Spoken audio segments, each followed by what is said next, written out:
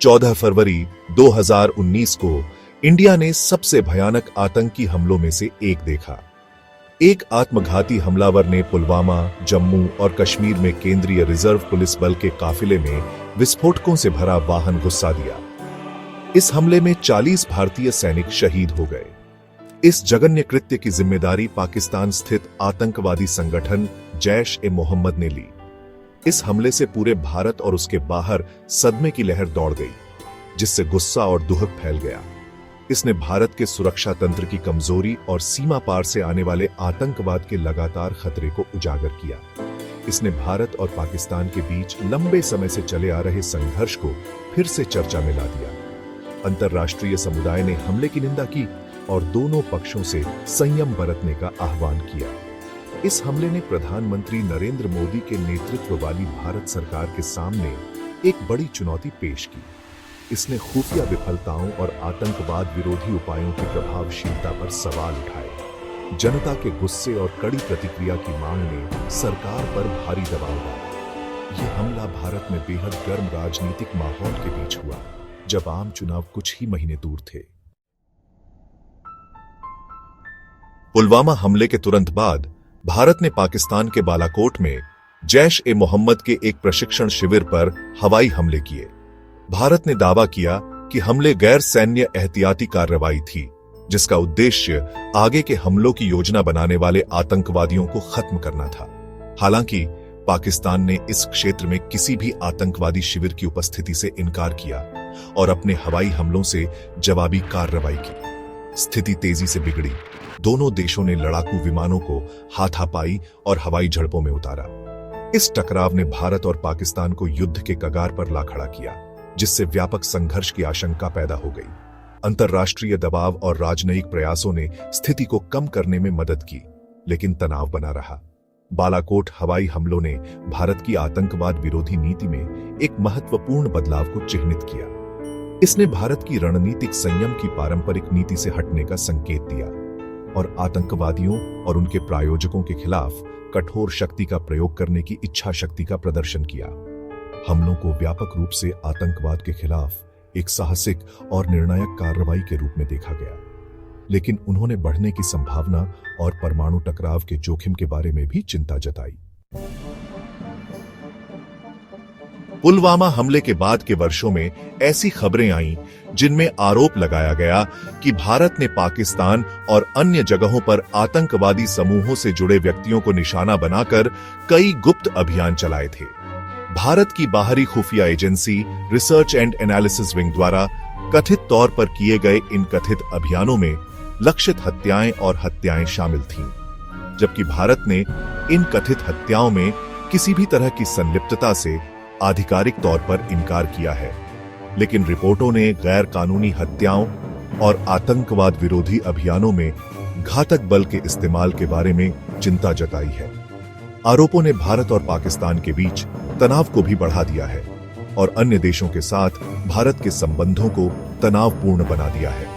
इन रिपोर्टों ने पुलवामा हमले के बाद भारत की आतंकवाद विरोधी रणनीति की एक जटिल और विवादास्पद तस्वीर पेश की है। आलोचकों का तर्क है कि इस तरह के ऑपरेशन अगर सच हैं, तो कानून के शासन को कमजोर करते हैं और हिंसा के खतरनाक बढ़ने का कारण बन सकते हैं। वे जवाबदेही और दुरुपयोग की संभावना के बारे में भी सवाल उठाते हैं। इन कथित अभियानों में निशाना बनाए गए लोगों में आतंकवादी समूहों से जुड़े कई हाई प्रोफाइल व्यक्ति थे, जिनमें 1999 में इंडियन एयरलाइंस की उड़ान के अपहरण में शामिल जाहिद अखुंद और जैश-ए-मोहम्मद के एक कमांडर शाहिद लतीफ शामिल थे। अन्य कथित पीड़ितों में पाकिस्तान और पश्चिमी देशों में स्थित सिख अलगाववादी शामिल हैं। 2023 में कनाडा में मारे गए एक सिख कार्यकर्ता हरदीप सिंह निज्जर जैसे व्यक्तियों को निशाना बनाना राजनयिक विवादों को जन्म देता है और भारतीय खुफिया एजेंसियों की पहुंच और तरीकों के बारे में चिंता जताता है। इन घटनाओं ने आतंकवाद से जूझ रहे देशों के सामने आने वाली चुनौतियों और आतंकवाद विरोधी अभियानों में शामिल जटिल नैतिक और कानूनी दुविधाओं पर भी प्रकाश डाला है। लक्षित हत्याओं के आरोपों ने वैश्विक मंच पर भारत की छवि पर एक लंबी छाया डाली है।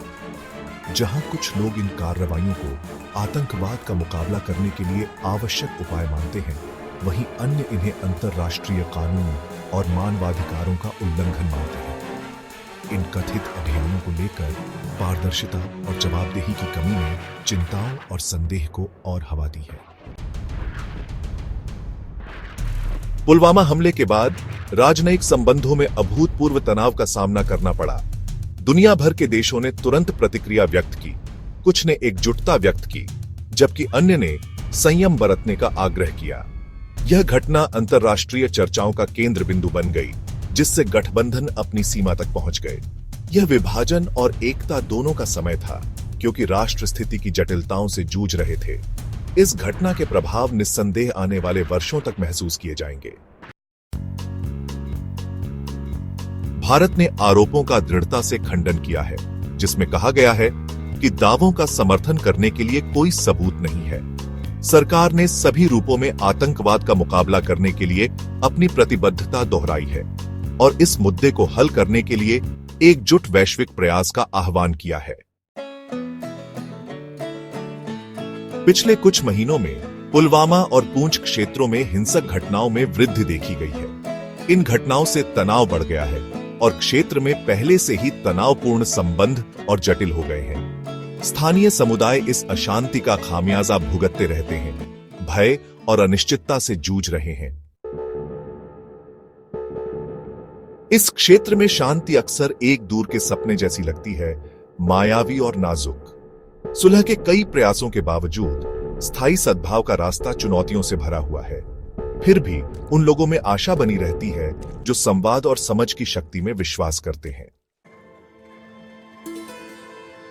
विशेषज्ञ आगे बढ़ने के एकमात्र व्यवहार्य मार्ग के रूप में संवाद, कूटनीति और तनाव कम करने के महत्व पर जोर देते हैं। स्थिरता प्राप्त करने के लिए शामिल सभी पक्षों के बीच विश्वास निर्माण और सहयोग को बढ़ावा देना आवश्यक है।